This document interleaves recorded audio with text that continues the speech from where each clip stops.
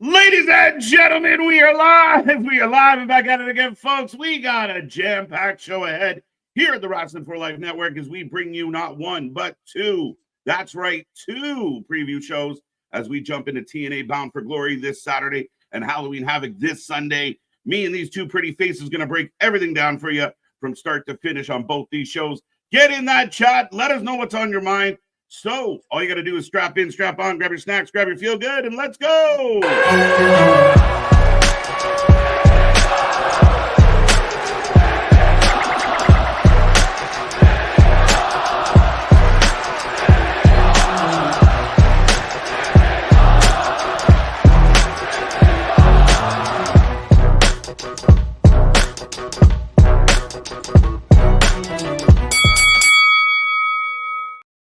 Ding, ding, ding. We're live and back at it again, folks. Like I said, we are the Wrestling for Life Network. This is our predictions and previews for Bound for Glory and Halloween Havoc here tonight. We're looking forward to diving into both these shows. We will be here live to cover both. I see that chat filling up already. Get in there. Let us know what's on your wrestling mind. Let us know how you're feeling tonight. Hope everyone out there is happy, healthy, and safe. But like I said, here at the Wrestling for Life Network, these two pretty faces are going to run through some previews and predictions for all the action that's coming our way, and we're excited. We're looking forward to it. I will remind you, I am Mr. Evernight, KJ White, the Iron Man of YouTube. That is the chapeau that runs the show. That is Big Nick. Ladies and gentlemen, boys and girls, children of all ages, the Wrestling for Life Network proudly brings to you its YouTube Tag Stream Champions, the Tag Team Trios Champions. Sorry, damn it. Of the world. The chapeau that runs the show, ringside or Anthony, the Every Night Delight, KJ White, and I am Big Nick. All right, folks. How you doing, Anthony? How you doing? Doing good. It's big weekend of wrestling again. I feel like we have big weekends of wrestling every weekend at this point. But yeah, we got a big weekend. We got Bound for Glory. We got Halloween Havoc. Yes, it's looking pretty good this weekend. Yeah, I agree. It's going to be a fun one. Lots of action. Two cards that are very interesting. Halloween Havoc, full of its gimmicks and fun stuff. And Bound for Glory looking absolutely stacked with a lot of intrigue, a lot of possibilities, and their fair share of gimmicks and fun stuff as well. So, I mean, we're looking forward to this one, Nick. Yeah. We're getting two stack cards on both nights of the weekend, and especially with Halloween Havoc. We're getting into the spooky season. We already saw Delta, Zariah, Zoltan, Zoolander, debut on NXT. So, is she going to be involved in Halloween Havoc? We thought she wasn't going to show up till Halloween Havoc. Yeah, got her a little bit early. She showed up at the end of Tuesday. I know there was reports out there. People were really upset that CW cut it off. But I mean, I think that was what was intended. I don't think she was going to do much more than what she did. So no. So what I saw is in some markets they were on a 20-second delay. So it actually did cut off like that whole thing. Like they built up to it and they just didn't get it. It wasn't one of those of it was supposed to be much longer, because it did go straight to like 7 News for me and everything. But it was some places were on like a couple second delay, so it cut it off entirely. No, okay. I didn't realize that some markets didn't get it, because I got it perfectly fine. So I was a little surprised. Right. Yeah, it kind of depends on where you live in the United States. But I think what people don't realize, at least with the CW kind of like each type of market shows different things. Like I think it was a couple of weeks ago when they first debuted, I think Nick was like, they're playing the Big Bang Theory like they're playing on TBS for Dynamite, right? But for me, they were actually playing the Connors before CW, before the NXT aired. So it's kind of different where you live in the United States, how the CW airs NXT in their programming. Interesting. But for those who didn't see it, we did get the debut, or at least the sneak peek at Delta Zariah, apparently. So Zariah, isn't it? Zariah. Hey, Anthony, how do you feel about the name, sir? I clearly am not a fan. KJ, I don't know. I think you're more on the fence. You were comparing it to like when Walter switched to Gunther. Like now you don't call him Walter anymore. The problem sorry, go ahead, Anthony.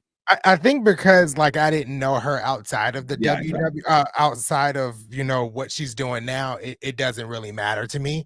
I'm pretty sure they had to change the name for a reason. Do I care for the reason? Not really, but if they had to change the name, it had to be something. The reason why they had to change the name. I know they've been keeping the names for other stars, so like Stephanie and things of that sort. So something had to give for them to change the name. But it's such a shit name. Yeah, the name is terrible, but yeah, I just have no think like right. I have no rhyme or reason behind it. I don't know what it means. Again, I don't think. I mean, when Gunther was in the same company, and again, Vince McMahon had a habit of like when we called up NXT talent, they would, they would instantly be given a new name. Walter becomes Gunther. That was a little annoying, and I thought it was kind of silly. I mean, Delta entering the company. I imagine if they could have called her Delta, they would. I know there was a lot of talk about a CMLL star that has the name Delta already. So yeah, Zariah, whatever the fuck we're gonna run with. Again, I think in no time we'll be calling her name and we'll be rolling with it. Zariah. Yeah, once we figure it out. I feel like it's supposed to be like Daria, but with a Z. There you go. That makes sense. Yeah, we'll see. I mean, we kind of joke about like mission and stuff, but I guess we'll see what they have in store for that. We'll see if she has an impact on the show. But before we get to what's going to happen at Halloween Havoc, we are going to jump into Bound for Glory, as that is the Saturday show. I know Anthony is really looking forward to this one, but yeah, we're going to get a lot of interesting matches on this card. And overall, I think we're looking forward to it. Oh yeah, absolutely. I think from top to bottom, this card is stacked. From the pre-show with the Call Your Shot Gauntlet match, and a theory that I have that I will talk about when we get to a specific match. But with the Call Your Shot Gauntlet match all the way to the world title match with Nick Nemeth and Joe Hendry, I think they're delivering a stellar card for this. Oh yeah, I mean, and Bound for Glory is pretty much always kind of like TNA's WrestleMania a bit. Between that and Slammiversary, it's like their top two shows, so they always have a stacked version whenever they come out with Bound for Glory. Absolutely. This one should be no exception. It's gonna be a lot of fun. Someone saying it's gonna be a 4-hour show. I really hope that's not true, but we'll find out. Please, no. I don't. I mean, 8 matches, 4 hours seems a bit of a stretch, but yeah. We will be here. I mean, live. We can do 6. We've done 6, so 4 ain't too bad. I'll take 4 if I have to. Right. This one we're just going to talk about quickly and see if there's any theories on it. I have a little bit of a theory with it, but 20-person Call Your Shot Gauntlet match, basically Money in the Bank style. You win this, you get to call your shot. We've seen it used before. Moose has probably got the best Call Your Shot cash in ever, maybe. Right in front of Alexander, his kid, and his wife. So yeah, this will be interesting. What are we thinking about this one? So we got the Call Your Shot Gauntlet, which is like the Royal Rumble, but with a twist at the end where you got to win by pinfall or submission, and then the Money in the Bank type thing kind of comes into play because you get to call your shot anytime, anywhere against the world champion of your choosing. So I have Frankie Kazarian actually winning. I think Frankie Kazarian is the only choice to win here. I know last year, like the first person I thought of winning was Jordan Grace, and she went on to win and call her shot against Trinity. And I think that's going to be the same thing here. They're pushing Frankie Kazarian to have a title run. I believe it's going to be a title run between now and Hard to Kill. But with the theory I have that I'll talk about when we get to that match. So I'm going with Frankie Kazarian here. He's winning this Call Your Shot Gauntlet. I agree. Because of what happened on Thursday, I can't help but think that's the only choice that makes sense. I don't know how he got in there. So that I mean, I feel like they put the cart before the horse a little bit. Yeah.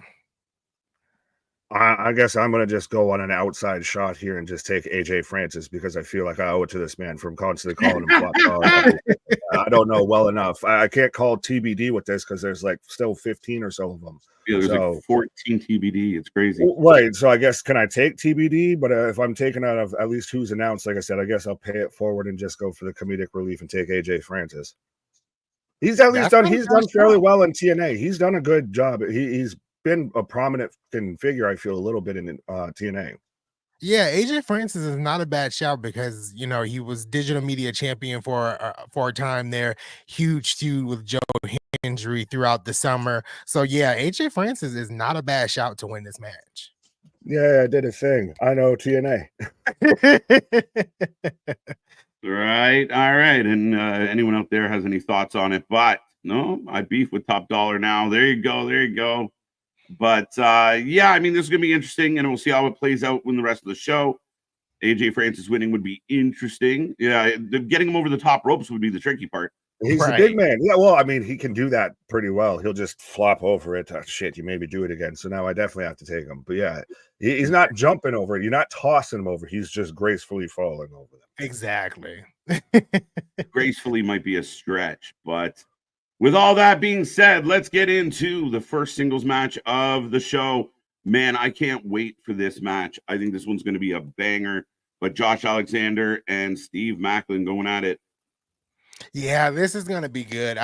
Josh Alexander is on the transition of on his way out, I believe, from TNA, and I feel like they're giving him the Deonna Purrazzo treatment from last year, where Deonna was kind of putting over everybody before she left Impact at that time, and I think they're gonna do the same thing here with Josh Alexander, where he's already taken a loss to Joe Hendry, amongst other guys. He's taken a loss to Nick Nemeth, one of them.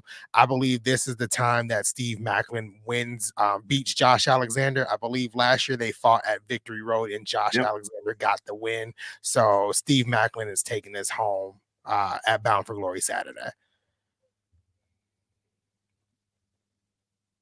I was waiting for the Canadian contingent, but I'll go. No, I agree with what Anthony said. I mean, we've talked about it a bunch of times on the NXT streams of how there's been the rumor, the speculation, the thought that Josh Alexander could show up and do something with Ethan Page. I don't know the man's contract status, but Maclin's a guy that is going to probably be with TNA much longer going forward, I would feel. So yeah, Maclin gets the win here. This is realistically, if you weren't taking into account contracts, this is a coin flip. Yeah, I mean, a tough one to call in either direction. Two heavy hitters. I feel like Josh is due for a win. We saw him lose to Takeshka. He's been a little cold lately. I know what we're saying. I know that his contract is coming up. I know he's been vocal about testing free agency, which doesn't necessarily mean I'm leaving TNA, but man, it's going to be tough to keep him. I'm going to go Josh Alexander. I got to go Canadian on this one. Yeah, you can't really bet against Josh Alexander as well. So, and like you said, it's not a dead shoot that he's going to leave, I think at the end of his contract is in February. So it's not a dead shoot that he's going to leave. And if he, tests his free agency, he might not like where the contracts that are presented to him, and he might show back up at TNA. So yeah, there's a lot of the next few months with TNA is kind of weird with a lot of the contracts coming up. Mm-hmm. Right now, it's pretty much a 50-50 split. A slight chat's going slight Maclin. Well, that's the thing is if we weren't smarky viewing this and everything and didn't know contracts, didn't know fight from a hole in the wall and everything, this is a coin flip match because Josh Alexander's a huge top guy in TNA. Macklin's been a top guy in TNA. Both super talented, both really deserve their flowers and everything. So it's a 50-50 if you take out the contract talk. Absolutely. At the end of the day, I think we're going to get a banger on this one. Absolutely. Oh, yeah. No doubt about it. Steal the show? It could surprise everybody. I mean, it is, again, two the best in their company meeting one-on-one in what could be one of the opening matches, a match that, no title on the line. So it'll be very interesting that way. A lot of the matches on the card really do have a potential to steal the show, and this is one of them. Right. Alexander to WWE. Isn't his wife an announcer? Yeah, she is the announcer for TNA.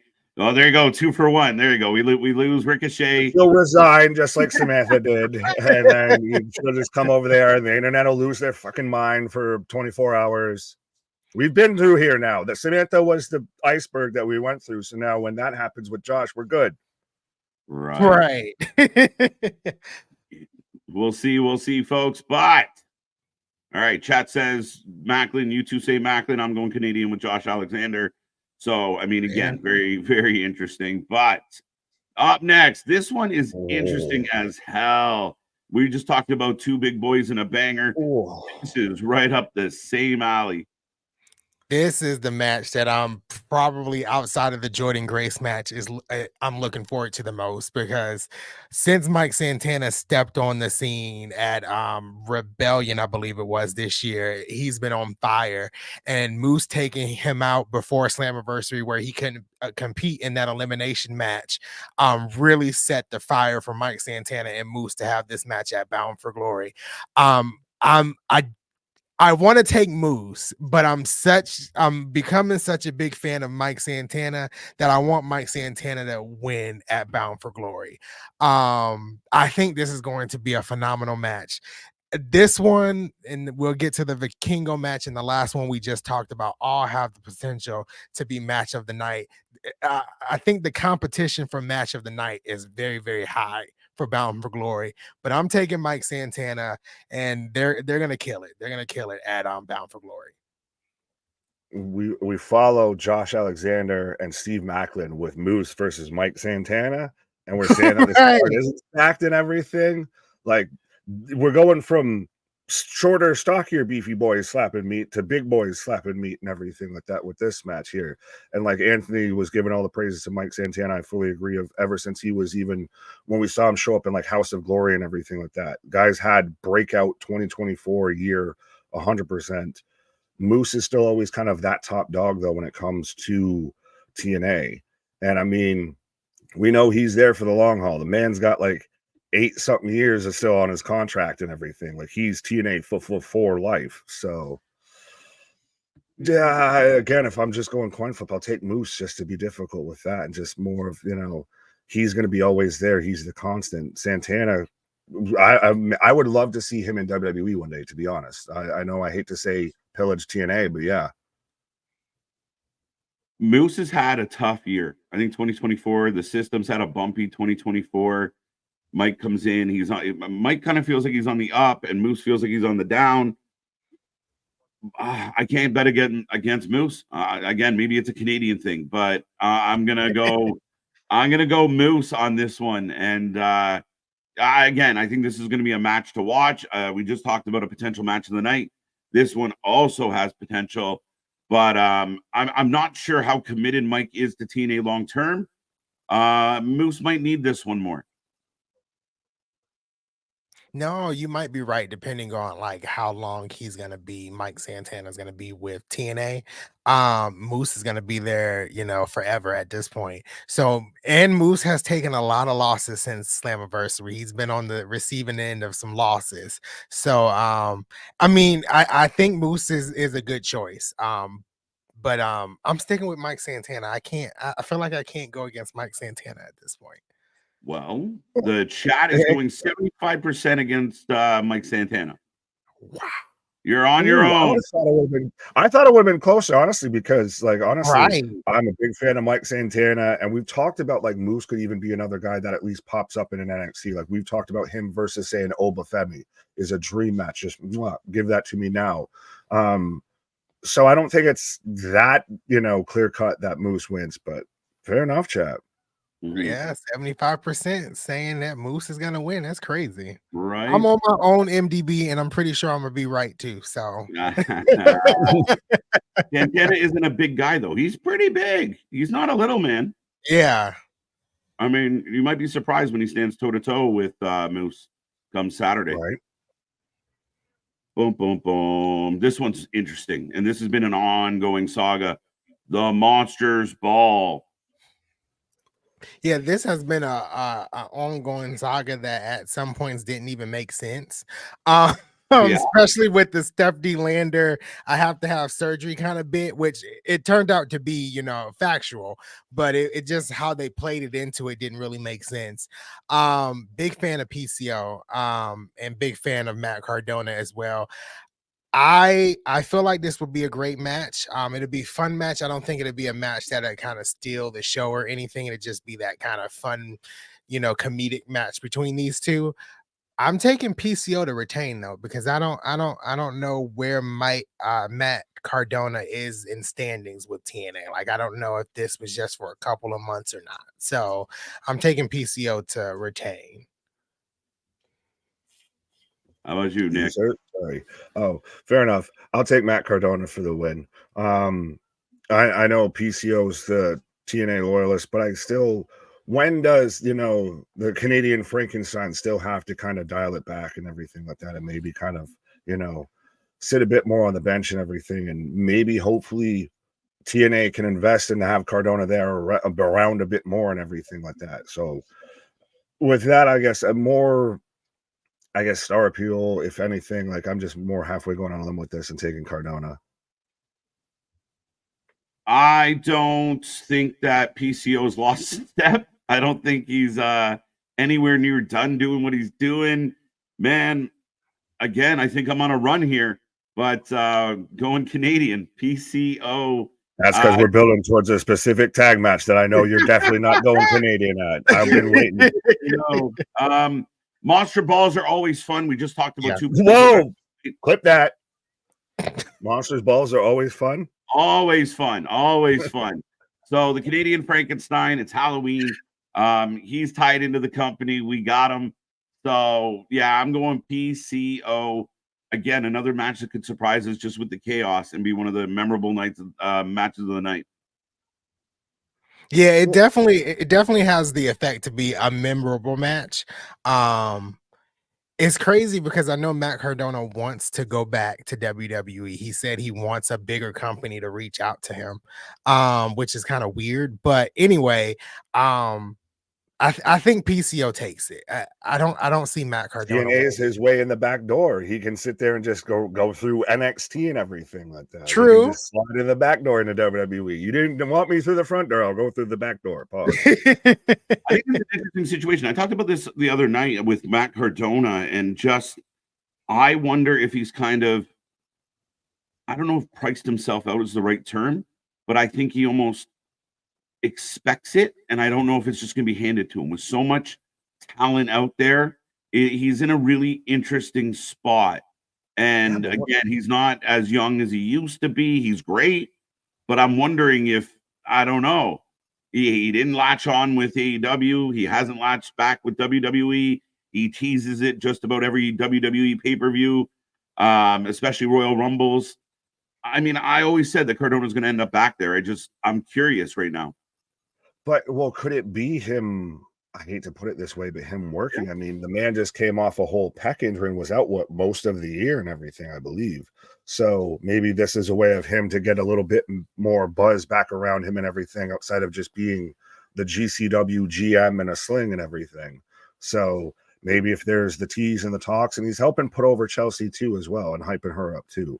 But maybe it's him angling for it just to kind of still get some more attention and some buzz and everything. Yeah, maybe. Yeah, it could be that he's, that's a play in it too. I would love to see him back in WWE, but I think I don't like to use the age factor, but he is getting up there pretty high up there in age. But there's a lot of WWE stars that are still up there in age and can still go. So maybe that door will knock for him. Maybe that door will open for him and he'll show up sometime next year. I don't know. Come on, Cardona doesn't look a day over 35. 53% of the chat going PCO. PCO. Yeah, I had to make sure. 52%. So slight, again, another one that's like 50-50 coin toss.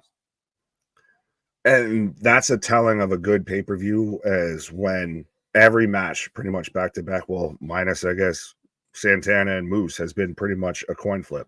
And that one still is a coin flip. Don't believe the chat. Don't believe the hype. I'm gonna shut him down. Shut him down. Shut him down. All right. But yeah, it's gonna be a monstrous ball. It's gonna be insane. We're gonna lock these two men in a room for 24 hours and then set them free on each other. So hold on tight. That one should be interesting. But the match I can't wait for. It's gonna break my Canadian streak, I think. Oh, I'm pretty positive if your track record is behoove of you or anything, I think it's definitely going to break that streak. Yeah, I'm taking Rosemary Wendy too. Like, I don't think I have to go and explain why, but I do think I have to explain why not. Then you have to explain why. I think what they're doing, and I think they started it this week on NXT, where they showcased a lot of the NXT women, a lot of the tag teams in NXT for the women as well. I think they're going to use Wendy Chu and Rosemary to somewhat bring the Knockouts tag team division together and the NXT women's tag team division together, where those titles will be defended on NXT and TNA. I've said it in a stream a couple of months ago that the Wendy Chu Rosemary team up was a brainchild of what Gail Kim wanted, and I think this is going to be the moment where they win those TNA Knockouts Tag Team Championships and they can defend them on TNA and NXT, because technically Wendy Chu is not a TNA knockout. She's an NXT superstar. So you're confirming here now, Anthony, is breaking news right now that there will be a Super Brawl pay-per-view of a Worlds Collide type of event of TNA versus NXT on a single pay-per-view? Yeah, I think we've been saying that for a while. Yeah, I think so. Yeah, I'm going with Anthony, Wendy Chu, and my only question is, where's Tatum? Did she get out of the box? Is she still in the box? What's in the box? I have no idea. I forgot about the box. What's in the box? Fuck. Does Paxley play a part in this? Does Paxley help them win? Did they take Paxley and brainwash her? It's highly possible. You gave me my out, sir. You gave me my out. Tatum comes out and screws over Rosemary and Wendy Chu, because to hell with Wendy Chu. I'm so sad that she's got a team with Rosemary, because I love me some Rosemary, especially going on Italian dish and everything like that. But Spitfire, Jody Threat, Danny Luna are retaining these titles, and we can still get to the crossover, pay-per-view and the clash and everything like that, because the door is still open. We don't need a Wendy Spooky Dookie Chu to open the doggy door for us. We got the door swung wide open here. Well, I don't think you need Wendy Chu, but the rest of us. I don't ever need Wendy Chu at all, ever again. I think that I'd be a silly man to argue with the brain of Gail Kim, and if Gail Kim likes it, well, then I gotta like it. Well, then I'm Sid Vicious. I have half the brain that you do. There you go. So I mean, Wendy, Rosemary, Chu Mary, if you will. I think they take the W. This came up early in the chat as well, but Jessica Havoc hasn't been seen in a while. Anthony, any inside scoop on where Havoc is? I don't know where. I just checked on the TNA website. She's still on the roster page, so apparently she's still with TNA. The last time we seen her was Under Siege. She was taken out by Ash by Elegance, and then she was gone.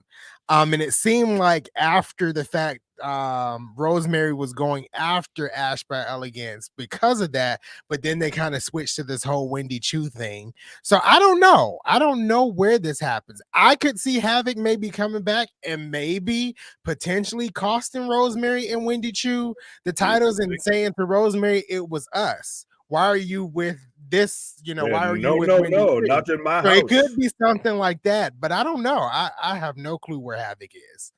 Oh, Crazy Steve and Havoc is CMLL tag champions, the mixed tag champs. So that's interesting. So we haven't seen Crazy Steve in a hot minute either. So that's interesting as well. Yeah, no, Wendy Chu. The chat is interesting on this one because they are 53%, another split vote as far as I'm concerned, in favor of Chu Mary. Go ahead, chat. There you go. It's close. It's close. I like this. A lot of them are going, really down the middle. So, yeah. I mean, I got no problem with what Wendy Chu's done. I know Nick is stuck on it, but I think she's been good. I think she's been strong. This relationship with Rosemary gave her more validity as not just being silly, but actually being something worth watching. I will agree to that comment. But I don't know where Tatum is. That's the X factor for me in this one. But I think she helps, not hurts. Really? You think after she got kidnapped in a box, which I honestly, I'd forgotten about until you mentioned it. So thank you for that. Right? That her popping out of a box and everything is going to help them. Yeah, I don't think you're going to let her out of the box if you think you're going to be in the struggle. So I think that whatever they've done with when Tatum, next time we see Tatum, she's going to be under the control or the vice of Chu and Rosemary. You don't think she just pops out like surprise, motherfucker? Like Jack in the fucking box? Right.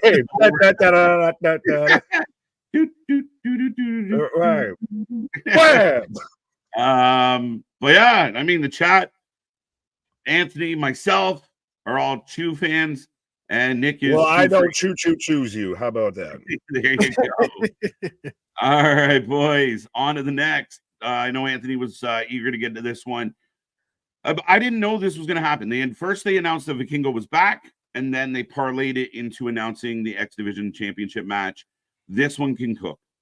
Yeah, this one is going to be real good. No story behind this or anything. So that was one thing, Nick, we talked about before we went live, and I was like, I think everything is self-explanatory except this one, because this has no story, this has no build or anything like that.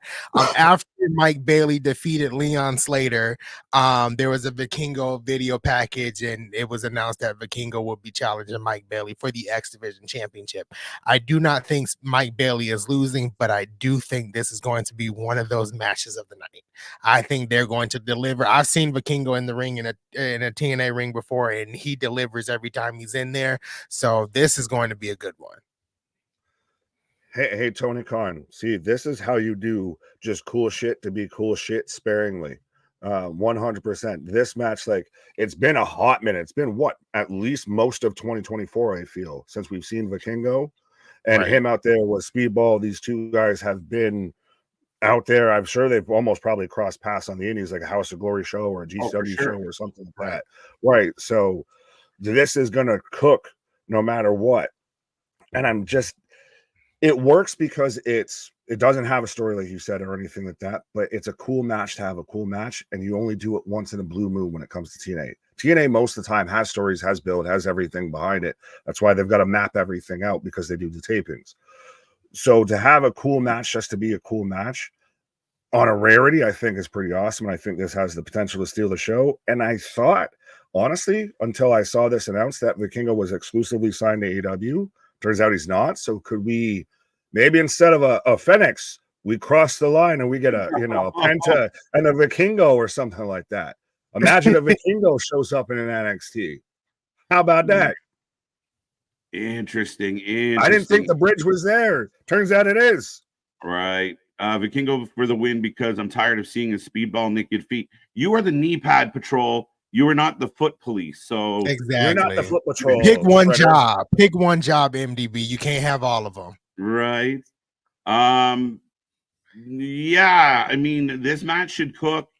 Again, I'm not really sure what the long-term commitment is here between Vikingo and TNA. Speedball's been good. I call him the Kevin Hart of wrestling because he takes all the bookings. I'll go Speedball. I think I'm being pretty consistent, other than, sorry, Jody. I don't think that's up with your MO. You never pick Jody, ever, unless you're like bullied into picking her. Right. And I you even would then pick like a cloud of air just besides Jody Threat. It's not that I dislike Jody. I just always like her opponents more. I'm sorry. I don't even think I gave an actual pick on this match. I think I just explained how this match was pretty good. Yeah, I think just for the sake of Vikingo could pop up anywhere, everywhere, all of that. Clearly it's going to be Mike Bailey that retains here. I still think it's going to be a hell of a match. And again, this is what now, the fifth match in a row that we've said could be match of the night. Mm-hmm. Yeah, I said it at the beginning that a lot of these matches have that contendership to be match of the night. It's crazy how they kind of put this card together, and every match is really good. It has the potential to be really good. 76% of the chat going with Bailey, so there you go. I actually think I'm being a good Canadian because I picked a lot of Canadian content. You have. Right? I mean, it shows that I'm not biased towards the Canadian. I'm willing not to pick one. Just I did it one time, so I'm good. Right? Who thinks Speedball leaves TNA when his contract is up? I don't know. That's a tough show. You know, with Speedball, he seems like he's just comfortable wrestling everywhere. Like, and I feel like if using WWE as an example, which they are somewhat opening the door, but it's not open like other companies. I feel like he'll just be locked down in WWE, and he likes to wrestle 72 matches in a span of 4 days. So I think Speedball might be comfortable in TNA because he can kind of do whatever he wants outside of it. Yeah, I can agree with that. I think he's kind of been in, like I said, he's the Kevin Hart of pro wrestling. Like, he takes all the bookings. He never says no to anything. Like, we've covered him 3 times in one weekend. Like, it's insane. Twice in one day. Like, we've covered him both having matches on 2 different shows at the same time and everything. Yeah, at this point, I swear to God, this man, he gives off the vibes like he lives in a van. Like, that's where Speedball Mike Bailey is at, like, peak, like, happiness of just living in a van, going from one wrestling show to another. He's wrestling like House of Glory, Wrestling Revolver, GCW, and TNA all on the same night somehow. Right. I mean, and just look at last week. Like, I know TNA is tape, but Thursday he was wrestling, and then Saturday and Sunday he was on both nights of Maple Leaf Pro Wrestling. Yeah, like this man is everywhere. Clearly in good shape. So right, give him that shit. And pretty durable, because you don't hear about him getting hurt very often. So good on him. Right. Super chat from Spaz. Thank you, sir. As always, speaking of good Canadians, Nicholas Gigantus. Giganticus? Why does it sound like I'm in a museum with that shit? There. Kiggy Jigs and Sweet Tony Rings. Sweet Tony Rings. Sounds like an Tony RV Rings singer. Never changes. Anthony's always just Tony Rings. I'm gonna start calling you Tony Rings from now on. You've been blessed by the Paisans. When we get to Tony D'Angelo later, you've been blessed by the Paisans, who are now Tony Rings. Yeah, big shout out, cheap plug, and threw a super chat to get it in there. So no problem as always. Go support our friend Spaz. Check out his preview as well, and give him some love. He's always given us some love and some dollars. Right. But on to the next. This one's crazy. Full Metal Mayhem, which last year was one of very memorable. This year's interesting. I think. Well, the addition of the Hardy Boys, ABC, and of course the System. What's up with this one? This one is going to be insane. And after watching the press conference earlier today, basically, Jeff Hardy said, wait, what? Yeah, no, I don't know, man. Basically, though, Jeff Hardy said, like, this match is going to define, like, their stay in TNA. He said that he's happy in TNA wrestling. Matt Hardy basically said the same thing, and they said Saturday is when it starts their reign as the tag team champions. I think the Hardys take this one, but this is going to be crazy. This is going to be insane. I feel like we might see the Willow character this coming Saturday as well. It's gonna be crazy. I don't know. I'm sorry, I hate the Willow character. I've never liked it. I've never gotten it. It doesn't work for me, brother. But I do agree with you. I actually didn't think I was going to be the only one that was going to take the Hardys with this and everything like that, because they very much. We talked about Matt Cardona pretty much knocking at WWE's door and nobody answering. I wrote you, Slim, but you still ain't calling.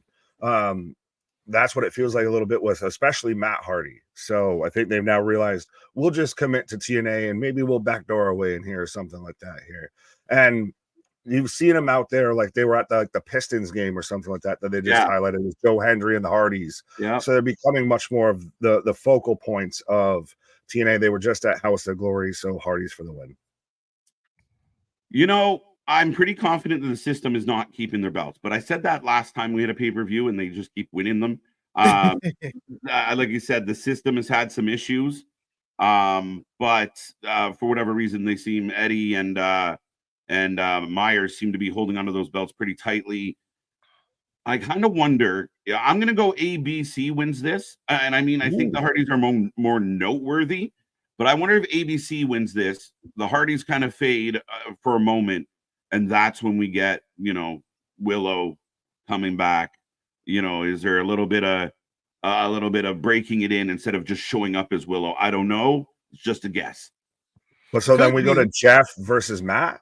if Willow shows up and kind of costs them the match, then we go to Jeff versus Matt as the next feud. Well, I don't think Willow's going to cost them the match. I think the Hardys are just going to lose, but they're going to take a beating, which is going to mean they'll step. We won't see them for a couple of weeks. Okay. I thought you were saying Willow showed up at the end of the matches. No, allow me to reintroduce myself. They call me Willow. Got you. That makes sense. I want to choke you out with a pillow. Well, this is interesting. The Hardys are 94% vote here in the chat tonight. That's what I'm talking about. I changed my pick. Well, but and should be insane. Oh, Full Metal Mayhem, all of that. This is especially Jeff still, wants to take, swantons off of 75-foot ladders and everything like that. So, and Matt still does what Matt does and everything. Now, do you think that the Hardys ever show back up in WWE, or is just this is the cap now? This is what you do. No, I think this is what you do. Yeah, I think the same thing. If they show back up in WWE, I feel like it'd be a very, very short stint. Like nothing extremely, like maybe like I'm gonna use John Cena as a John Cena retirement tour, but very, very short. John Cena's doing Hall of Fame run year, so like a Hall of Fame run, like 3 to 4 months, maybe. That's kind of what I see if they return to WWE. Maybe right kind of like what we saw with Trish. Sorry, Nick. No, I was just saying, like right before they get inducted. That's all I was saying. Yeah, right. Kind of thing. I think. Yeah, I don't think. I think they're. I mean, again, they might use them for a nostalgia pop, but I can't see much beyond that. Would you? Well, would you rather use one than the other? Like, would you? Is it because that you have to use them as a tag team? Like, could you still try and use Jeff versus using Matt? I don't think so. Not with the WWE universe. I mean, not that Jeff doesn't have value or Matt, but I think the pop is that music, that look, that Team Extreme one more time. Yeah, but Jeff Hardy's always respectfully, I know, as I have many siblings and everything, of Jeff Hardy is going to be the one that, even if it is just Jeff, is going to get the pop versus and a bigger pop than respectfully Matt. Just saying. I love you, Matt, but just saying. Yeah, I mean, undoubtedly, I think he's been kind of the guy, but I honestly believe the value for the dub and what we've seen in the past is I don't think they'd be like Jeff, and I don't even know if they would agree to it. Like, hey, Jeff, we would love you to come in. Matt, stay at home. I don't know if that would fly for them. Right. Yeah. I don't know. I feel like at this point in their career, I think it just works better as a tag team. And either in TNA and if they do a final run in WWE, I think they just kind of need to end their career as a tag team and not as single stars at that point. Yeah, we saw in AEW. Jeff is Jeff, and Jeff still likes to jump off stuff, but Jeff's not the Jeff we once knew. Right. How much Jeff could have Jeff if Jeff did if I fucked it up? I was trying. Right. Too many Jeffs. But ladies and gentlemen, on to the next one. I'll be honest, this might be my most anticipated match of the show. This match could be insane. And I think these two are gonna. Masha has to win. And I know I'm jumping turns here, but she's struck. She's 3 strikes. She's out. She's up to the plate again. She gotta connect on this one. I feel like if Masha doesn't win, like, what do you do next with her? Like, how do you recover from this? Because exactly, it's like a goodbye. I think Masha, as much as I love Jordynne Grace, I think Masha needs this victory more. Even from the sit down that they had last week, you can tell Masha is ready and Masha wants it. And I think Nick has even said it a few times that Masha was the one or is the one to dethrone Jordynne Grace. You can't have Masha lose twice at Bound for Glory. I think she has to win it here. Finish the story. That's what we need.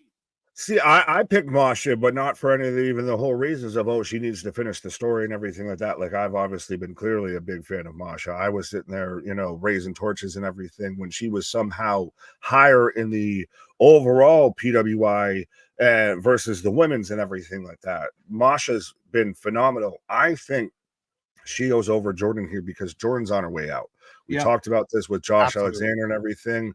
I think Jordan's so long, farewell, auf Wiedersehen, goodbye, to where she's going to put over Masha. Masha is going to be where Jordan was and everything, very deservedly. And Jordan's going to just move on to, I'm assuming at this point, NXT, WWE. So this is the start of Jordan putting people over on her way out. Right. The only way I see Masha potentially losing is if they do the route that they did with Trinity last year, where Trinity lost it at Hard to Kill, and then like 2 weeks later she was gone. Right. So I could potentially see Jordan Grace winning and holding the title until Hard to Kill, depending on when her contract expires in January, which I'm assuming it's the end of January. You have Masha win at Hard to Kill, but I really feel strongly that she wins at Bound for Glory. If you have Masha lose here, how do you get back to her being a viable and at that point in your mind's eye, a viable challenger at Hard to Kill and everything like that? Right. At that point, now you've gone too many times through that lap. Yeah, that would be a little difficult, especially with them bringing back the Masha Slamovich kill wall and things of that sort. Like they've built this fairly nicely over the past 3 to 4 weeks. So I think you have to pull the trigger unless management got something else up their sleeve. You have to pull the trigger at Bound for Glory. Yeah, I think so. And again, I mean, if Jordan beats Masha now, but drops the belt, in a couple shows, it might not be to Masha then, because that's like her 5th shot at Jordan. Like, I mean, we're starting to collect it. I don't know. Maybe they circle back real quick. I don't see it. I'm going Masha. The chat's going almost 67% for Masha as well. This is our first unanimous vote of the night. Masha. Well, and again, if you then do the match at Hard to Kill, does it not feel like Anthony even pointed out, that's what they did with Naomi, of like, okay, so we're gonna give you the belt here now because this is the point where I leave. So yeah, it seems more of like you're running through the numbers than this still should theoretically catch you off guard. Yeah, I mean, again, I think we'll still have that moment of like, holy shit, she did it. Right. Yeah, I think that's highly possible. If you wait on it, I feel that's when you would get that moment of like, oh, well, this is now definitely supposed to happen. Right. Like, this is now just too obvious. It's too on the nose. The thoughts, Alicia or Tasha get involved and cost Masha? Not sure much about Alicia now that she took that new role in management. Maybe she might be stepping away from wrestling and as a whole. Please do. Tasha Steelz could be one to interfere, but if Masha wins, I feel like they can build a Masha Tasha feud down the line. The Masha Tasha feud. Right. So that's kind of how I feel. I don't think Tasha's going to get involved just yet in this. The Masha Tasha Clasha. We're going to run the annexation of Puerto Rico. The Masha Tasha feud. Island King's an interesting shout out. We haven't seen her in a while, and she's a badass unto herself. Yeah. A lot of people wondering if she makes her way back to NXT at some point as well. What about an Ash or Stash by Elegance or anything like that? The Ash, but what is Ash up to? So Ash has basically somewhat teamed up with Heather Reckless, the new Knockout, and tonight actually on TNA, she's given Heather Reckless a makeover. I think to look more like her. So I think they're becoming a tag team. That's so Tony Storm. Potentially. It's kind of the same shit at this point now. It's her and Heather Reckless is playing the role of Mariah May in this straight to DVD version of the Tony Storm feud, I feel. But all that's left on this card, the only thing left to talk about, well, real quick, we'll get to this one, but Pax in a box at BFG, Alexander Helps Ego. I wasn't here last night. What you saying about the Dynamite? 720 is more than 637, right? Oh, 720. I'm surprised. It's a good number for them. Well, for that, I saw C Money say this earlier, and I will second this. Worst episode ever. Yeah, it was bad. It wasn't good. I told you though, just on a quick side note, I told you the nueve now instead of the ocho. Oh, I called it the minute. I even told people how it was going to play out a week before it happened, and it played out exactly like I called. The minute they said next week there'll be a ladder match, I told the chat, "Oh, great! Big Bill's going to carry Jericho up the ladder."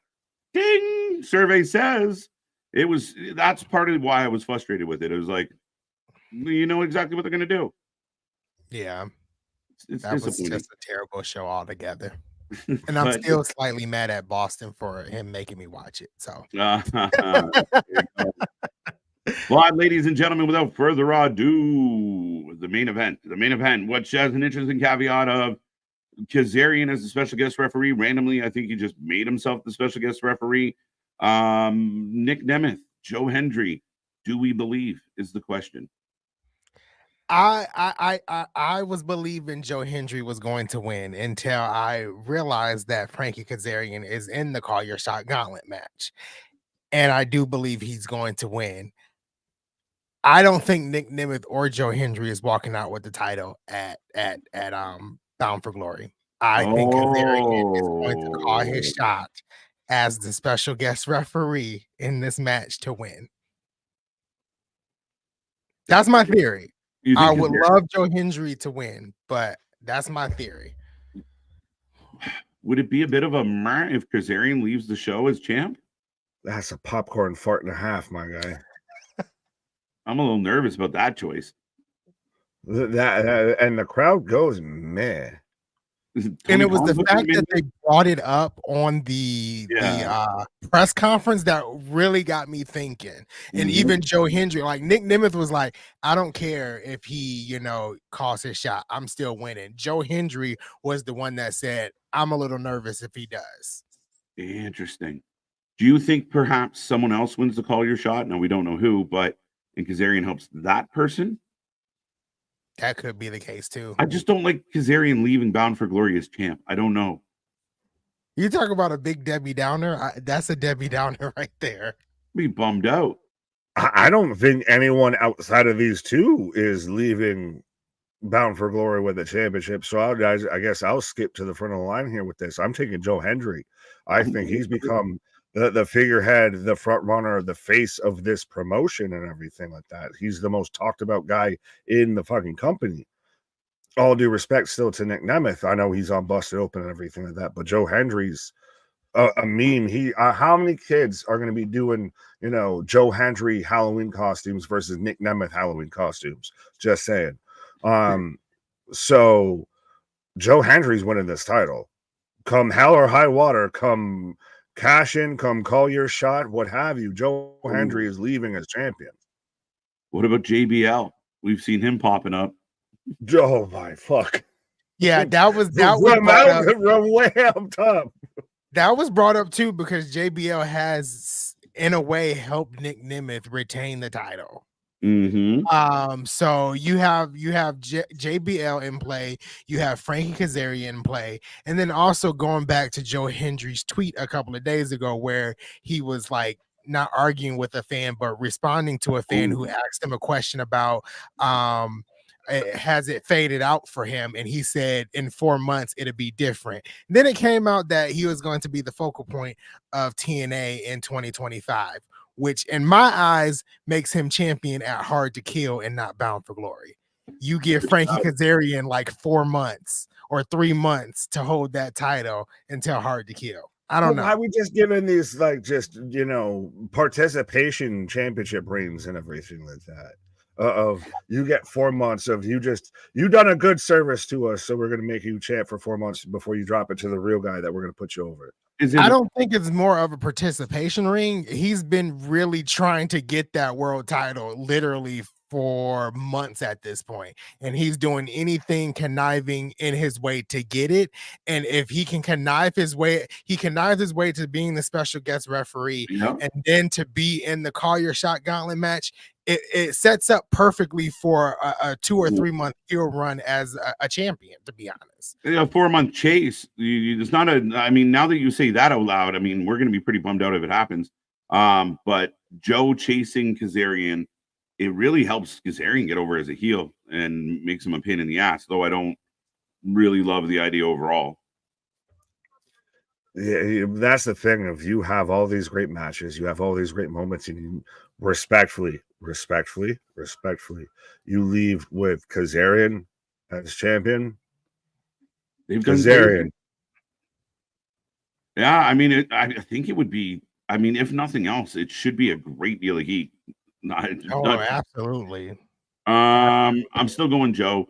Now, Kazarian's number 1 in the gauntlet match, I do believe, and I think AJ Francis, according to the chat, is 20. So AJ Francis, there you go, last guy. I picked the front runner somehow. Yeah, well, I do see 100% what you guys, and especially Anthony, are saying of to where this sets up perfectly to where this could be Kazarian and goes on a little bit of a run. But it's still at the same time, Kazarian. Like, if he really screws over Joe Hendry, he'll get heat. He might have to, duck and cover depending on how, rocky that Detroit crowd is and everything like that. But it's Kazarian. It's Kazarian. I feel the same way. It is Kazarian. It's Kazarian, but I don't know. I feel like something wild is going to happen in this match. I'm still taking Joe Hendry because I've been saying it since the match was announced that Joe Hendry is going to win, but I will not be upset if something wild happens and Frankie Kazarian walks out as champ. I'm mad again, and we've seen it before. Like, Josh Alexander won it, and everybody was like over the moon. It was such a big moment for Josh, and then seconds later, Moose ripped it right out of his hands. So, I mean, they've done it before. They could do it again. Right. It could happen to me. It could happen to you. Facts. With all that being said, I mean, I think we're excited for this one. As mentioned, the chat seems pretty split on a lot of these matches. 67% are going Joe Hendry on this one, or 62, whatever it was. So Joe, a pretty good favorite. Nobody really sees Nick keeping it for whatever reason. This is going to be very interesting nonetheless. Again, it could really be a coin toss when you break it down, but it should be a really fun card for this one, guys. Oh yeah, absolutely. This is going to be a really good card. I'm excited for Bound for Glory. Ooh, there we go. But with all that being said, we will move on to what we will be here and covering on Sunday. That was Saturday. Sunday, we will be here for Halloween Havoc and all the gimmicks and all the tricks and all the treats. It's going to be a fun one. It's a stacked show, but a short show. An infamous 5-match event as of right now.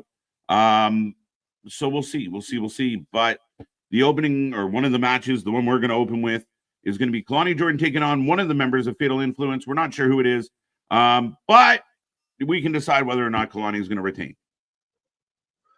Fair enough. Well, and it is still one of those of, I believe this is a spinner's choice was the end result for when they spun the wheel, make a deal and everything like that. So, I mean, Craig's, if I'm, Fatal Influence, what? Did they ever put on social or whatever? Like, what did the wheel end on? Because Delta the wheel ended on, it did, you could see it, it did end on spinner's choice. TV, like I said, it did end on spinner's choice and everything. So to me, if I'm Fatal Influence, this is a 3-on-1 match. This is a handicap match. So at least somebody here's winning the belt here, I would feel. I don't know what stipulation they're going to throw on this. Actually, my question's more of, does she show up in this? Because this is the segment that she showed up in. I thought she was going to be more involved with Julia, Stephanie, Roxanne and Cora and all of that. But does she get involved here? Does she aim her sights on the NXT Women's North American title? Well, the only thing I'll add is Julia and Stephanie were in the ring at the time. So we don't really know.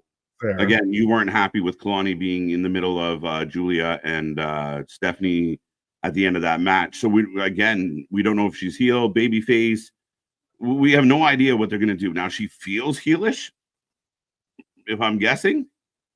So it'll be, that'd be interesting. She comes in and just kicks Kalani in the head. I don't see Kalani leaving Halloween Havoc as champ. Yeah, I was going to say the same thing. Yeah, that I'm not seeing her leave Halloween Havoc as champ.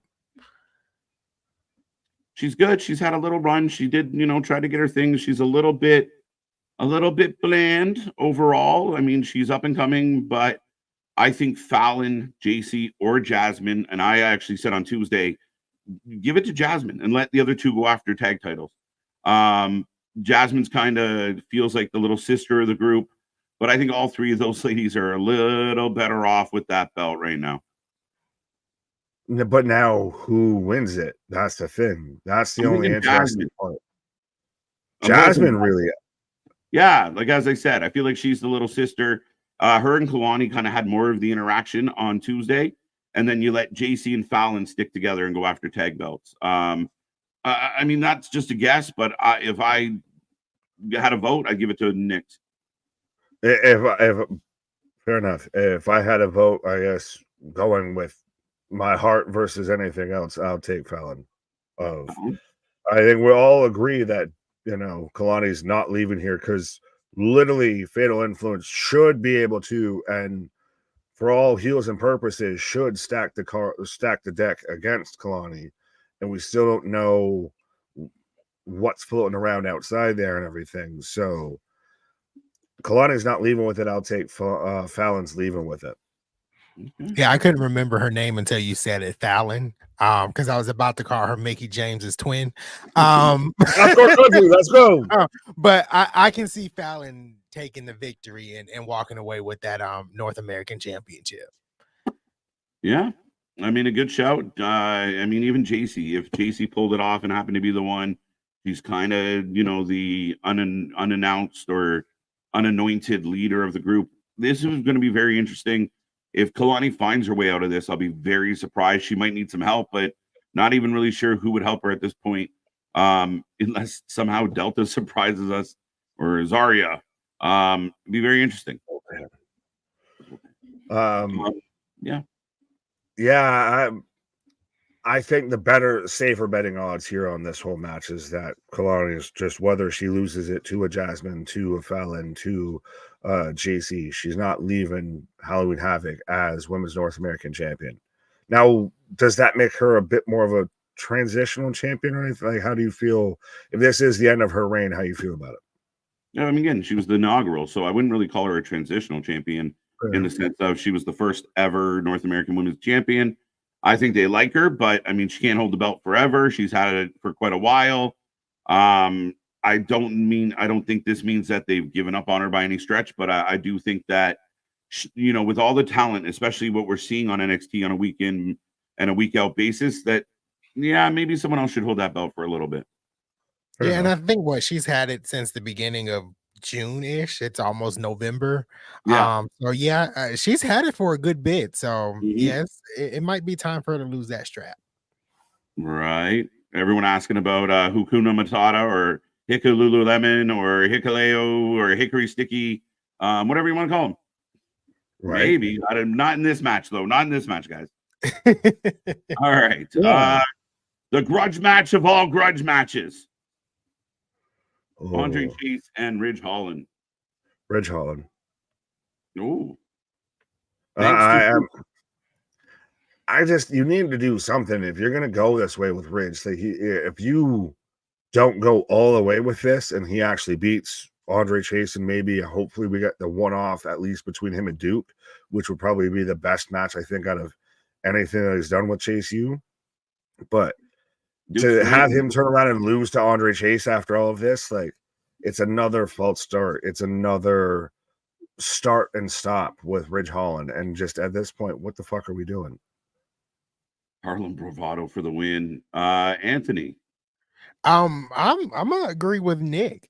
With Ridge Holland, I feel like they've started and stopped a lot with Ridge, and if he takes a loss here, like, where do you go next? Is it release from your contract? Is that's the next step? So I don't know. I'm gonna take Ridge Holland. It's funny because I'm also taking Ridge Holland. I don't think they're setting up Duke versus Ridge. I think Duke is going to show up and fuck Chase out of the company. I think we are done with Chase U. I think Chase U is over and Chase U is about to get killed. I think that Andre Chase is going to get screwed by his friends. And I think Duke is going to be the one that does it. And I like the idea of Ridge and Duke working together. I don't mind them as a tag team. Now, what is Thea Hale going to do? She's just going to have Right. a squirrel panic attack. Right. Yeah, just be upset, be emotional. Maybe they all turn on him. It's all his fault. They all, he's just in the middle of the ring and they're all just mad at him and sick of him. He's like Rodney Dangerfield, getting no respect around here. You bet the whole university and almost lost us to JCJ. Like, the hell were you? People don't forget, motherfucker. Yeah, almost 70% going for Ridge. So wow. I agree with you guys. That's crazy to hear. That's the most anyone's ever been a fan of Ridge Holland right now. Right. All of us right now cheering for Ridge Holland. I don't know if it's a matter of being a fan, but everyone kind of reading the tea leaves on this one in the sense of, you're right. Like, if he loses here, what does he do? Just like, do we get like the Hulk? Like, he just puts a bag on a stick and just starts walking down the road with the sad music? I need to go now. My planet needs me. Sunday will be of fucking wrestling. Right. I think this is going to be a good match. I think Andre Chase is a good performer in the ring.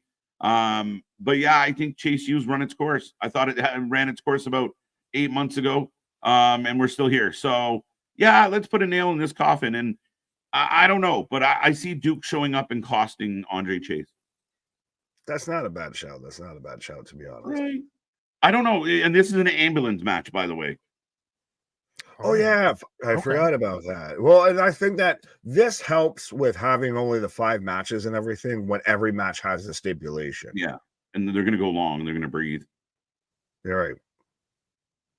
All right, boys. A highly anticipated match as Julia Stephanie Vancouver are going to take on the returning Cora Jade and her new old friend Roxanne Perez, the champion. This one's shouting. Hello, old friend, we meet again. It's been a while. Can I just quickly touch on something, because I forgot about it being an ambulance match with the Ridge and Chase U match, Andre Chase match. Mm-hmm. Do you think, with your prediction, that Duke's the one that closes the door shut on the ambulance on Andre? Maybe. I also could see that, like, they open the door to the ambulance and Duke's in there waiting. Like, hi guys. Fair enough. Maybe. But who you got with this match? Who you got? Sorry. Not a problem. I feel like Julia and Stephanie Vancouver. I feel like they have to win, right? Isn't that like the only perfect choice here?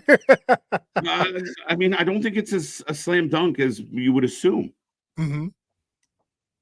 Windmill on this instead of just straight, two-handed slam dunk on this, because this is, to me, still a slam dunk a wee bit here. Julia and Stephanie, we've seen them actually team before this and everything. Mm-hmm. Cora and Roxanne, we haven't, and we still think this breaks off a little bit into singles matches, singles feuds again and everything. So you've got to start it off, especially after not too many people, well, I won't say not too many people, but there were people unhappy with the fact that Roxanne went over Julia in her debut match. So they've got to get their win here. They got to get it and break even at least. They're not going to change their booking because some people pouted and don't understand how wrestling works. Right, but I think that was still their booking all along. Yeah, again, I think that they played out perfectly. Cora coming back to help. To me, it tied in together nicely. I am leaning towards Steph and Julia in this one, but I am a little intrigued as maybe Delta joins the two little ones and helps out. Maybe that's what she's there for, to play. Who are the little ones? Because I think Cora Jade's clearly head and shoulders, knees and toes above everyone in this match. I thought if you take the average with Roxanne, we're about shorter. I think. Oh yeah, fair enough. Well, I will call her Mini-Me. But yeah, I don't know. Again, I just don't trust the heels, and we do have to keep in mind how fondly they look. Roxanne and Cora are looked at through WWE's eyes. I think they have all the potential to steal this one. And again, people pay for the chase. Right. Just because they didn't sign the Stephanie and Julia for 30 days. They signed them for a while. So I don't think they're nearly as worried about them taking a loss as the fans are. They lose, their careers are over. They should retire. You can still have them at least get this win, and it's still just a tag win. It's not a singles win. It's not a titles win or anything. Yeah. So still, the case can be made either way. And I want to. Can anyone confirm this? If Cora and Roxanne are former tag champs, were they ever women's tag team champions? NXT women's tag champs? Confirm or deny, please. Hit her with the foam skateboard. That was the breaking point. That's my Cora Jade highlight. Anytime, if I'm playing Creed in my head and I think of Cora Jade as her hitting Roxanne with that paper mache skateboard. But I don't know about them being just NXT tag champs. So I guess they allegedly have. According to Wikipedia, they have. Yes, July 2022. So fair enough. Well, then I retract my previous statement of Cora and Roxanne have never teamed together. You don't have to really retract it. We can't trust everything. Thank you, Anthony. Thank you. Yeah, right. No. It's a tight one though. Like, I mean, to me, as much as people, I know the favorites are going to be the baby faces, and they just signed them. They're going to come in and win. But again, I don't think this is like an absolute 100% guaranteed to win for the baby faces. I think that, Cora is thought to be have a bright future. Obviously, Roxy doing what she's done as champ. I don't know, guys. It's a little tighter than I think on the surface. But KJ, they're buried if they lose on Sunday. Right. Their careers are over. They ruined them. Is this still, though, not a testament to, like we've talked about, of that, respectfully, Anthony, all due respect to TNA, NXT has the best women's division in pro wrestling, bar none at this point. Right now. This is still like a coin flip match, and this is even for a title. This is just a fucking tag match and everything. And 100% that division from top to bottom is stacked. Like, we're having mid-card level people that we're like, I know you, and I know why you're mad at this person. I know why you're there, and why we're Wendy Choose on TNA, and we're all hyped for that. So yeah, NXT has the best women's division. I think TNA has great women's matches, no doubt. They just don't have a deep roster, and that's that's kind of their hindrance. But they have there's never a short of a great women's match in TNA. No, and I mean, we're about to see it on Saturday night we already talked about Masha and Jordan, what they're going to do. I just think the Knockouts division is a little bit lighter than it used to be. Right. And even the Knockouts tag division's been a bit funky. And again, they lost a lot of talent. Hopefully they'll figure it out. The Knockouts have always been outstanding. So, but now we're seeing NXT shows where the men can barely get on it. It's the other way around. Like, when are the men going to get a match? Right. Now, see, this is where I get interested or kind of curious with this match.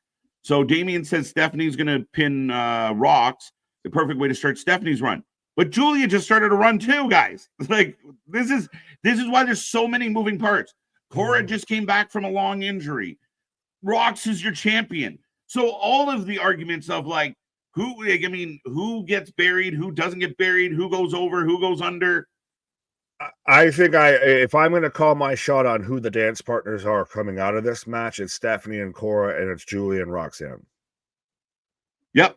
That's to me who I think are the dance partners coming out.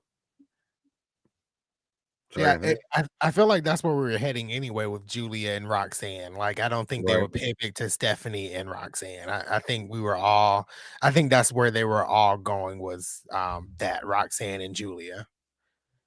Yeah, I think so. It feels that way right now. One of our biggest votes of the night, but 81% going Steph and Julia. Again, heavy favorites. I just will warn the fan base. I agree. I think I'm going to pick Steph and Julia on this one. But if they don't win, they're okay. It's just begun. It's only the beginning. Usually, the good guys get kind of fucked up in the first act. We're good. We got a long movie to go. Exactly. Well, I've said this before. We're gangbanging on opening credits now with this. Well, I think this is Julia's third match, and this is Stephanie's second match. So, we're in the beginning stages. Right. But at the end of the day, the fans are gonna freak out regardless. Right. quickly going back, the idea that Havoc we kind of talked about this real quick. Thank you so much for the super chat again, Spaz. But yeah, I mean, Havoc and Paxley being a team to take on Chu and Rosemary would be interesting. I didn't think about that. Havoc and Paxley. Yeah. Interesting. Be this weird odd couple kind of situation. I feel a little bit of like, well, I used to be with her, and then well, she used to be with me. Musical partners, right? Yeah, swing your partner round and round. I like this stuff from Keyshawn. Where does Dante Chen fit into all of this, though? He doesn't. He'll be in the background of some segment, as always. Like, he was in the backstage with what was it? Ashante the Adonis. They were fighting over the microwave or something like that. I feel. Yeah. Like. Remember they gave him a hot push for like 1 week. Yeah, because he faced Lexus King. Right. Is a fan Nick, of hot combs. You might be super excited for this one. This one's a tough one. Tony D, the rematch with Oba. Is this tables, ladders, and scares? Yes. Well, and oh my, they put them up. But I'm so upset that they made this a pinfall only match. The ladders now don't matter worth a fuck. It's not climb the ladder. They've announced that it's just pinfall only because of what transpired last week and everything. And I'm going because I need to stand by my quote unquote laws of wrestling here. Of Oba Femi went over on the Go Home show and was talking all that trash and allegedly is, all hot and bothered with, the Lioness, Nikita Lyons and everything. I'm taking the Python, and that's not because the Yankees are playing tomorrow night in the World Series. I almost said the Super Bowl, the World Series or anything. It's not because I'm Italian or anything. I want to take Oba, but the laws of wrestling do not apply here. Oba went over on the Go Home show, so Stacks, Tony there's can come away with this. It's a tough one. I'm not happy. I think, yeah, we kind of talked about this on Tuesday about the idea. And Anthony, I don't know how you're feeling about it. It's a tough one. Yeah, this is very, tough. Like, where do you go here? Tony just won it 2 weeks ago.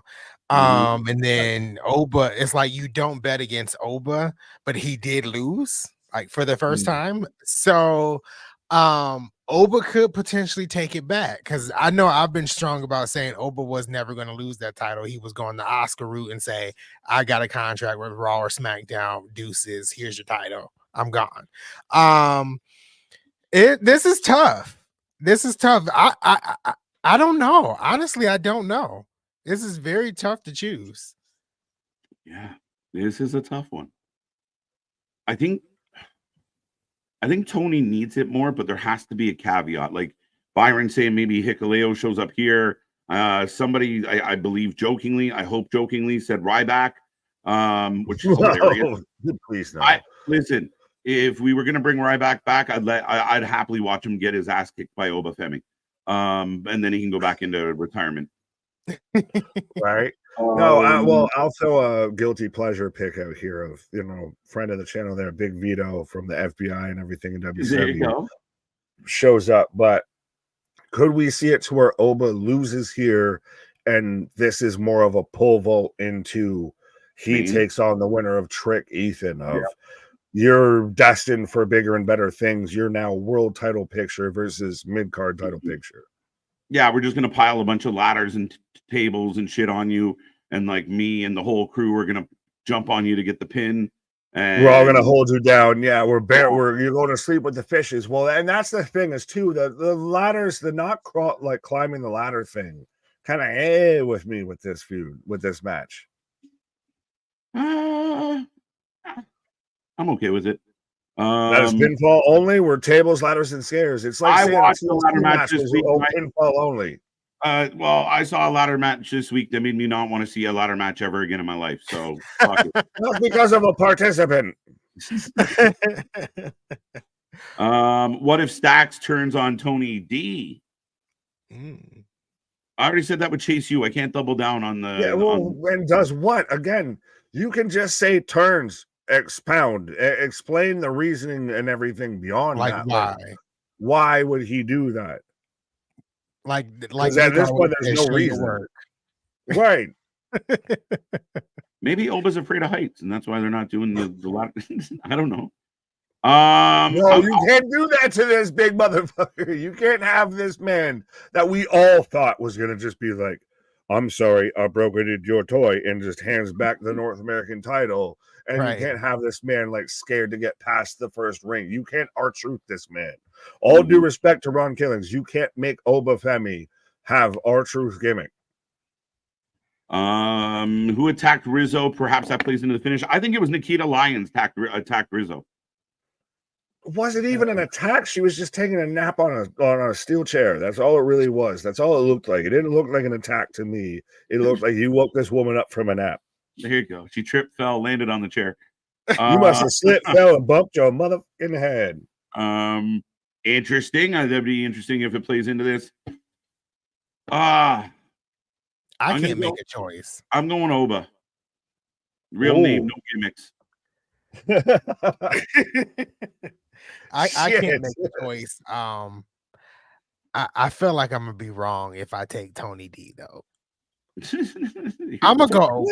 I'm trying to say with that. You don't have to eat any hot wings if you're wrong this time. So that's true. That is true. Right. I'm gonna take Oba. Oba. All right. The chat went 60-something% for Tony. So not there we bad. go. But my tubas are with me instead of your Obas. Your Goombas, not your Obas. But the main event of Halloween Havoc, ladies and gentlemen, the third and maybe final installment of this rivalry. Who's going to win this one and leave champion? Do you see any interference or anything? I guess, well, as we're at the main event here, besides Zariah, Delta, what have you, do you see any surprises, any debuts, any run-ins, anything like that, whether it be in this match or throughout the show?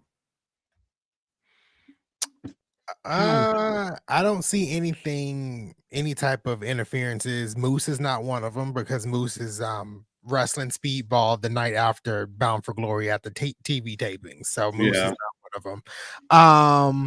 He can get you playing. I mean, the tapings are at the same time as the regular show. So as he goes on first, they go on last. There you go. But I don't see anyone coming out. I don't know. A lot of talk, and Damian brought it up, and we talked about it earlier, but Hikuleo, a lot of people are wondering if this is now his time to show up. We're not quite sure. A lot of people assume he's going to NXT. Could this be a spot where he shows up here or the last match? You know, maybe he costs somebody like Oba, or Oba wins, he comes out to confront Oba, or maybe he comes out during this match. I still kind of want Josh Alexander to get involved here. But I wonder if Trick retains and Ethan moves on. I wonder. What about a Lance Anawahi? And at this point, with everybody was, so set on Motor City Machine Guns going to NXT, and where'd they end up? Oh, SmackDown. So I don't know if I want to trust everybody talking about, well, Hikuleo is going to go to NXT. That's what everybody was saying before. How'd that work out? I don't exactly know or really feel strongly that there's going to be a surprise outside of a Zariah, Delta, or anything like that. It'd be crazy if a Hikuleo or a Lance Anawahi shows up here. Mm-hmm. Could be more towards, I think, this main event. I'm with you. I'm taking Trick here. I think Ethan Page might have mid-card Monday Night Raw status, stamped on his forehead, what have you, at this point. And maybe. I don't know who's Trick's next opponent, but I think that's TBD. Yeah, I don't know if they're just going to chuck, I don't know if it's going to go back. Yeah, well, listen, I mean, again, but rumor is I never believe any of what we read. And again, I've been very critical, especially lately, of the Marshmallow Soft wrestling media. Ricky Starks would be lovely, but the rumor is Ricky Starks is going nowhere. Malachi is going nowhere. Nobody's going nowhere. Tony's keeping them all. You're my you with toy. Marshmallow Soft just made me want Rice Krispie treats. But yeah, I still, at least Ricky's been the most vocal. Like he's the Andy Dufresne of this shit show that is AEW. I feel like at this point, a little bit of he crawled through 10 miles of shit just to come out clean as a daisy on the outside. Right. That would be crazy if he shows up, and that would be such a moment. Dying for it. I think that's, if we're gonna call a moment and call a shot and everything, I think that's what could happen. Yeah. Now I think if Ricky was to show up, then Ego makes more sense for me to win. Because I like the idea of Ricky coming into a pop, and I think them two are a better microphone battle than Trick and Ricky. So then what do you do with Trick? Trick's now he's gone up. Oh, he just goes back to being Carmelo's heavy? Yeah, he shows up in I don't know. Again, just thinking out of the box here. I have no idea. Do you pull him up because you pull up Lash?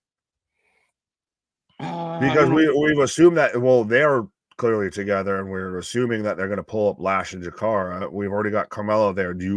We've already done 2 title runs now with Trick, and clearly, I guess it might not be it. So do you just pull him up and then figure it out, kid? Yeah.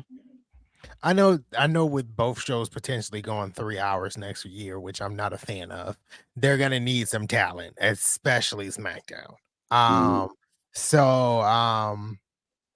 If he does lose here, I think this is when you kind of move him, because what is next for Trick Williams in NXT? Not much of anything. So, and I think the main roster, I mean, I think they like the idea if you put him on SmackDown, and just even if you brought him out for mid-card stuff, and it's just another opportunity for the crowd to sing along. You know how much the dub loves a good sing-along. Right. Trick's got it. You put him in some mid-card stuff. Maybe he helps Carmelo at first. Maybe they feud a little. But once a week, you get the whoop that Trick. You know, it becomes Friday's version of the Yeet chant. It kind of Carmelo and Trick as a tag team, you'd have to justify it, but we've already seen Ethan Page already have the go to sleep moment with CM Punk and everything. So that's why that's why everybody instantly thought that he might be more fast track to the main roster and everything of in upper mid card, like he's in the IC title division type of shit. I personally just don't really find Trick interesting outside of his catchphrase, and like he's decent on the mic, but outside of that, it's just like I'm not like, I didn't even want him to win the championship back from Ethan Page. So to me, this is gonna sound bad. To me, is that a call that you need to put him back with Carmelo and you put him back in the oven? You kind of let that shit cook a little bit more. Well, you could, but then there's times where you can throw somebody on the main roster and they find their footing, right? Alexa Bliss is one of them. Like, she didn't really do much in NXT, and they threw her on the main roster, and she became like what she is today. Trick Williams can be thrown on the main roster and find his footing and be great. But I've seen a lot of people outspoken that don't really like Trick, which is, I'm not surprised about, but I'm one of them. Yeah, I think he's just like, again, I think before, like, I think his gimmick or his chant, his sing along got ahead of him. Like, he wasn't quite ready on the mic. He wasn't quite ready, but whatever he was doing was working really well. I wonder if kind of spending, going back, I mean, to your point, you put him in the main roster, maybe being insulated a little bit with Carmelo might help him. Might cover him up a little and give him some time. And, again, the WWE still gets that sing-along. But Nick has a good point. They kind of played around with the Ethan Page being mad at Punk. Again, a tough one to call. I think it was 57% for Trick. Like, it's a tight one. Yeah, that's tight. Yeah. If there's not a Ricky Starks interference or anything like that, like if this is just a straight, and now granted, this is Devil's Playground, so this is their Extreme Rules, what have you, and Ethan Page. I haven't listened to it yet, but I at least saw that he came out with even his own little rap coming back at, Trick Williams of how he's the devil, which Terrible rap beef in NXT is not something I had in my 2024 bingo card. No. But if I could take it off my bingo card, I'd like to do that. You can have this but- back. You want it. Right, you can have that. Not even what I'm mad at. But if going forward of these guys are on NXT, however you want to phrase this, like how do you think that this goes? Like just straight up, there's no run-ins. This is straight. Yeah. What I find very interesting about this is it's a doubles playground match, right? So anything goes, no DQ, fall. I don't know if it's false count anywhere, but it's a doubles playground match. We're gonna get weapons. I'm leaning Ethan Paige. That's the thing. That's the thing. If I have to pick straight up, I'm going Ethan Paige. No, agreed. If we're doing straight up, it's Ethan Paige all the way. Oh, if we're going straight up, whoop that trick. Whoop that trick. Okay. I think I know we've been critical on it of, you know, he's a little bit too fast and everything, like doesn't really pace himself well when it comes to in-ring shit and everything like that. I still think Ethan Paige is a guy that's ready-made to, doesn't need to spend a ton of time in NXT, goes up to the main roster, and Trick's more can use that time in developmental. Right. Because it is still developmental. Right. No cost Ethan Paige. Whoa. Remember, it was Ethan that kind of took him out. True. That's an interesting thing. Like, the metaphor, like stepdaddy pops in just to help out Trick because, you know, of the Lash connection, everything. Because Lash and Jakara are done. They're meta 2, no longer meta 4. Well, we don't know. I mean, they still come out to that meta entrance, so maybe it's just they're waiting for Fearless Leader to return. Entrance. I don't want them to be back with Noam, but again, and maybe Noam comes back and forgets that he was in a faction. Noam Ethan might be interesting, maybe, I'm not sure, but it does give Trick an out and does give Ethan a save. Right. That's interesting. So I'm going Ethan. You're going Ethan. Are you went Trick? I'm Trick. Yeah, I am Trick to the treat, I guess. There you go. I think the chat. What did I say? They went Ethan. No, they went Trick. I don't even know. Oh, no, I think they went Trick. 57%. I don't want them with Noam. I want them. Yeah, no shit, MDB. But yeah, I mean, again, 2 good cards. But that's it. That's the predictions. That's what we think is going to happen. I will remind everybody out there, and any other big like maybes or like holy shits. The only one I really want is Josh Alexander or Ricky Starks. If I can get one of those 2, I'll be happy. That's almost a side question or a side bet here. Could you see anyone that shows up on Saturday and on Sunday? That's the craziest one. Planes exist, my guys. So planes exist. So I mean, they do, but when those are at the same time, like if anybody would come up on Sunday, I could see it be Wendy Chu and Rosemary, but they're wrestling both nights. I honestly, if anybody is going to show up at at TNA, I feel like it's going to be the lower card of NXT. I don't feel like it's going to be anybody big. Jordan outside of the TNA talent, Havoc. Outside of the TNA talent showing up at Halloween Havoc, they don't really have anything going on other than maybe a Josh Alexander could potentially show up, but outside of that, I don't see anything else. Yeah, no, I mean, so Halloween Havoc's in Pittsburgh. Where is Detroit? Detroit. It's not that far. A hop, skip, and a jump, my guy. It's a fucking car ride. I'm right in the middle. Pick me up on the way by, would you? Holiday roll. Yeah, I mean, again, very interesting.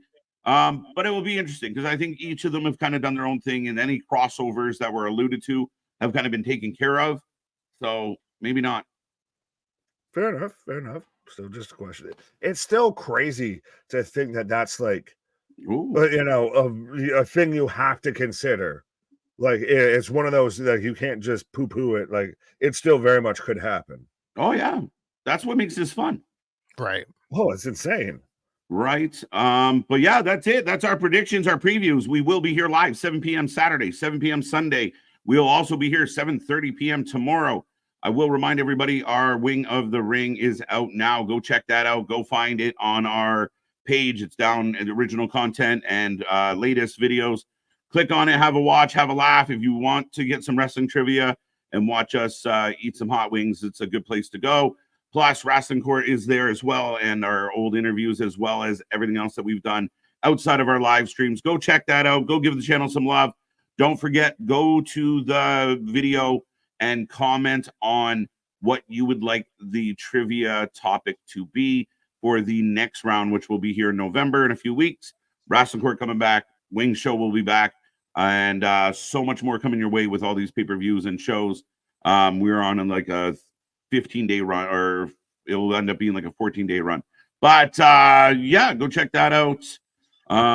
Saturday 7, Sunday 7. We're busy, boys. Tomorrow 7:30. I guess I should have clicked these while I said all that shit. Fair enough. Fair enough. Well, I don't know if I can trust Unbroken here. I'm saying no cussing tonight. If we did we get a gold medal? We get a gold star. We get a participation star. We didn't cuss. I really highly doubt that. Just knowing me, no. Yeah. The only videos that I click no issues like that on are Anthony's amazing. Anthony's out there. You're far and filth and foul. You're far and filth and foul. He's out there cussing up a storm. No, we're good. And I will take this opportunity to remind everybody, I don't know if we're getting one this Saturday because Bound for Glory is happening, but most every Saturday, Anthony is kicking around the absolute best coverage of TNA out there. So make sure you check out his reviews when we throw them up. Click that little bell so you don't miss out. Absolutely. I didn't even think about like Bound for Glory being on the same day as a TNA review. I think it would be pointless to do one. I don't know. We'll see. You need to come and talk about right. it. I think you want to get the TNA review, you need to be here live with us. Yeah, I think Bound for Glory might just be it on Saturday. You can be live, unadulterated. So KJ doesn't have to click the man didn't swear and everything. You can hear all the floor and filth and fouls and everything that Anthony's saying. Right. And I think this will qualify as the review for the week. Here we go. Right. We will be live all weekend. And then we got a busy week coming up, folks, as we head towards Crown Jewel and beyond. Make sure you like, share, subscribe, follow us on all our socials, and be a part of all the fun, be part of the family, be a part of all the shows. Get us to 6K. Help us. Any final thoughts, gentlemen? No final thoughts from me. I think I'm good. Let's do the time up again. But no, our shit is real. Our shit is raw. Our shit is authentic. When you're talking about wrestling, but that for live. We got SmackDown tomorrow, folks. We'll see you on the flip side. Good night.